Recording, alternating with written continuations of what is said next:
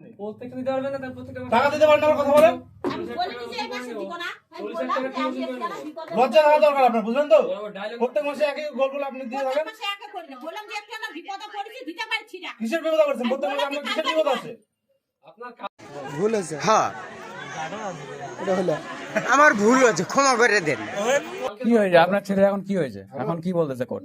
থানা কি বলতেছে এখন? থানা এখন কি, ও না আসলে আমাকে হাজরা দিতেই হবে। দিয়ে এখন হাজিরা দিয়ে কি বলতে চান থানা থেকে থানা আপনাকে? থেকে বলছে আপনার ছেলে নিয়ে আসেন। তাই আমি তা আপনার ছেলে কোথায় আছে এখন? আমি নাম্বার দিছি সুইচ অফ, তা সুইচ আমাকে অফ। হাজরা দিতেই হবে। যে বউটাকে নিয়ে গেছে, বউটার বাড়ি কোথায়? চকবিগুর শ্মশানের উপরে। চকবিগু ওটা শ্মশান? নিয়েই গন্ডগোল হচ্ছে। চকবিগু শ্মশান? তার জন্য ঘুমিয়েও রাখিছিলাম। হুম কিন্তু ছেলেটা এসে মাঝখানে ভালোই ছিল, হুম কামাইও করতো। হুম কিন্তু ওই যে হাতিশালার একটা ছেলের পাল্লা করে যে এরকম ওটা আমি ধারণা করি না। ओ भाई मारो मुझे, मारो मारो मुझे, मारो मारो नहीं ये তোর কি ইয়ং মেয়ে পছন্দ হয়নি এই যুগে? ওটা হচ্ছে কত বয়স আপনার ছেলে? বাচ্চা মেয়ে, কত বয়স ছেলের? 17। হ্যাঁ, তোদের দাঁড়িতে পারেনি, না, তাহলে এখন বিয়ে করার ইয়ে উঠে আমার গেছে? হিসাবে টাকা ছিল। আমি বলছি টিওরের দিব 2150 টাকা, হুম আর এদের দিব আমি 2000, আর 1000 টাকা থাকবে, আমার সংসার হয়ে যাবে, সংসার খরচাটা হয়ে যাবে। ठीक है समरिया। কিন্তু আমি তো ভাবতেই পারিনি যে এগুলো করেছে। কবে পালাইছে? রবিবারে সকালে, আর আমি সোমবার পাচ্ছি ওই সোমবার ভোরবেলা? সকালে 6টার দিকে। তারপর তো টাকা যে নিয়ে খোঁজ গেছে, খবর ওটা নাই, আমি কোথায় জানি আছে কোথায় আছে খোঁজ খবর নাই? না। কলকাতা? কলকাতা নাই, শুনলাম তো বলে পুনাত বলে আছে নাকি। মোবাইলে ফোন নাম্বার দিচ্ছি, ফোন করেন, ছুঁই যাও।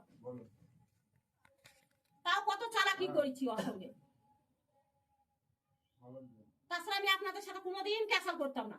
তাও আমি ওই যে কি কয় গুলো বিনের আমার যেখানে জমি বনে বসানো আছে, ওগুলো পালানোর ডায়েরি না দিয়ে, 5000 টাকা ওগুলো পালানোর ডায়েরি না দিয়ে থানায় যায় মিসিং ডায়েরি দেন যে আমার ছেলে হারা গেছে।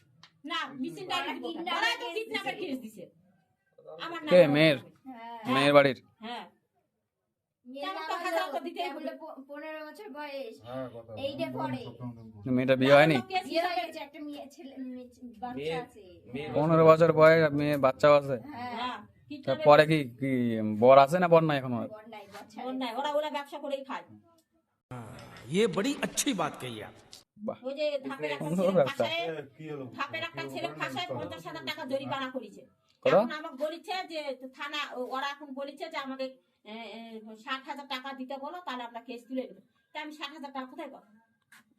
60,000 টাকা কোথায় পাবো? আর আমি 60,000 টাকা দিতেই যাবো কেন? তাহলে বলেন ওনাকে লোন করা দিতে একটা, কাকে? মেয়ের বাড়ির লোককে না, বলেন আমার নামে একটা লোন করা দেন 60,000 টাকা, আমি আপনার দিয়ে দিচ্ছি। আমি 60,000 টাকা কোথায় আন্দাজ অত দিতে যাবো কেন? আমার কি থাক পড়ে গেছে? তো এখন যখন কেস করছে, আপনার কি করবেন কোনো এখন ই আপনি? নাই, তাহলে হচ্ছে মানে নিতে কি হচ্ছে? তো আমি মানে নিতে যাবো কেন? আমার ছেলে 3 মাস জেল খাটুক না কেন? আমার কোনো আপত্তি নেই। ওরা আমার ছেলেকে ওরা নিয়ে আসবে, লকাবে ঢুকাবে, বাস। 3 মাস থানাকে খুঁজে বার করতে বলেন, থানাকে খুঁজে বার করতে বলেন। শাস্তি পাক, ছেলে কোথায় আছে? ছেলে? নাহলে শেখ পরে শিখবে না তো, একটু থানাতে পড়ে দু ঘা খাক, ঠিক সোজা যাবে। আমি কি করে আমি টাকা দিতে যাবো না? এখন হোমে তো রাখছিলাম 6 বছর।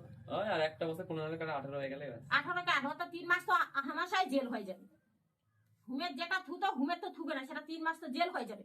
তো আমি জেলের ভাত থাক, ওই একটু শাক পাক না কেন? একটু শাক পাক। আমি তো এদিকে তো মনে করো মীমাংসা করার জন্য তো থানার সাথে তো আমি হাত করেই নিছি আগে। হ্যালো, কালকে যদি ওই টাকাটা যদি আমি ওখানে যদি আমার দাদা যদি না দিত, দেখো আমার দাদার কাছে কিন্তু টাকা থাকে না, ওরা বেশি লোক। আমি বললাম যে তুমি খালি 5,000 টাকাটা খালি থানায় দিও, তারপর কিস্তির টাকাটা আমি বাড়ি আগে যাই, তারপর আমি 2 দিনের মধ্যে টাকাটা জোগাড় করে দিই। তো বলছি কি তাহলে তুই চলে যা। তা আমি যেখানে টাকাটা নিতে গেছিলাম, সত্যি করে বলছি, আমি সকালে খাইনি কিন্তু কেবল আসে একটু রুটি করতে লাগছি। বললো কি যে অর্চনা আমি খ্যার বিক্রি করেছি, কিন্তু খ্যারের আমাকে তো টাকা দেয়নি, তুই কালকে সকালে 10টার মধ্যে আসিস, তোকে আমি টাকা দিয়ে দিব। আমি যাই, ওখানে লিখবে তো লিখে দিবে যে আমি জমির উপরে 5,000 টাকা নিলাম, ওটা লিখবে আর আমি খালি সই করবো, খালি টাকাটা নিবে। আমি বললাম, বলে গেলাম তুই তাহলে তুই যদি কিস্তি ছাড়েরা দিতে আসে, তুই বুঝে বুঝে বলে দিস যে মা তো থানায় হাজার দিয়ে যাচ্ছে, মার কাছে এখন টাকা পয়সা নাই, মা একটু মানে কটা দিন আমার সামাল দিই, আপনাদের টাকা জোগাড় করে দিয়ে দিবে। ওখানে বলেই দিছি। না, আপনি কবে দিতে চাইছেন টাকা? আমি কালকেই দিব।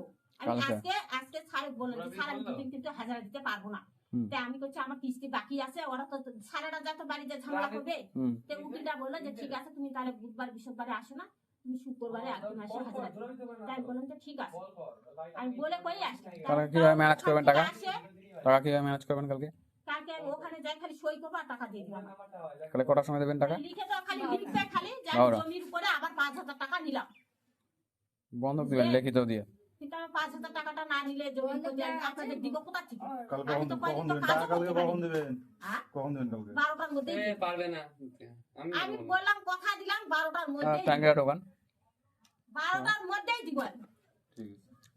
12টা থেকে যে ভিডিও করলাম হ্যাঁ করেন ঠিক আমি আছে। 12টার মধ্যেই টাকা দিয়ে দিব। কালকে সকাল না দুপুর 12টা পর্যন্ত, হ্যাঁ, 12টা 1 12টা বাজলে আমরা 12টা 1-এ আসবো এখানে।